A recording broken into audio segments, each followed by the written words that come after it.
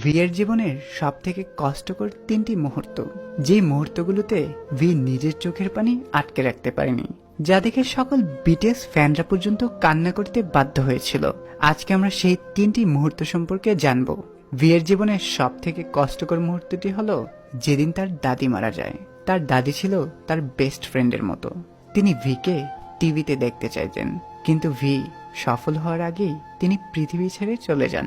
যেই কথাগুলো বলতে গিয়ে বিয়ের বুকটা ফেটে যাচ্ছিল, সেদিন সকল আর্মিরা পর্যন্ত কান্না করেছিল।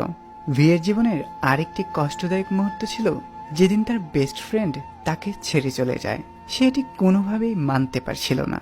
আসলে বেস্ট ফ্রেন্ডকে যে হারিয়েছে সেই এই কষ্টটা অনুভব করতে পারবে।